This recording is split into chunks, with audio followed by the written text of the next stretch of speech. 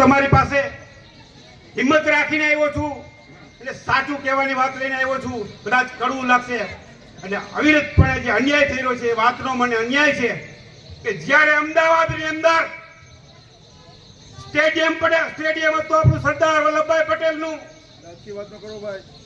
અને આ સરદાર વલ્લભભાઈ પટેલના નામનું સ્ટેડિયમ નામ ફેરવી અન્ય વ્યક્તિનું નામ કરાયું છે, એની સામે મને અન્યાય થઈ રહ્યો છે. બીજી બિનજરૂરી વાત ના કરવી. સાચી વાત છે એટલે દુઃખ લાગશે. આ વાત લઈને તમારી પાસે આવ્યો છું. તમને બે હાથ જોડીને વિનંતી કરું છું કે આ સ્ટેડિયમનું નામ પાછું કરવામાં આવે એ તમને વિનંતી કરું છું.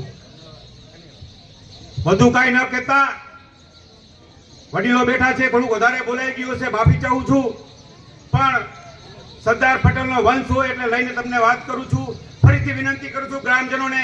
હમણાં જ બોલવામાં આવ્યા હતા ભંડેરી સાહેબ કે જે વ્યક્તિએ જમીન આપી છે, વાવેતરની જમીન, ખેડૂતની જમીન, રહેતેનું મકાન અપાવનાર હોય તો સરદાર પટેલ છે. અને એનું નામ ભૂસી નાખવામાં આવે તો આપણને શરમ આવવી જોઈએ. ખરેખર આપણને બહુ અન્યાય થઈ રહ્યો છે. ખાસ વિનંતી કરું છું આ વડીલોને કે સરકારમાં પણ રજૂઆત કરો. પંચાયતથી માંડીને પાર્લામેન્ટ સુધીની સત્તા છે તો નામ પાછું લેવામાં આવે. બસ આપ સૌનો ખૂબ ખૂબ આભાર, ધન્યવાદ. ભારત માતા કી જય. જય સરદાર.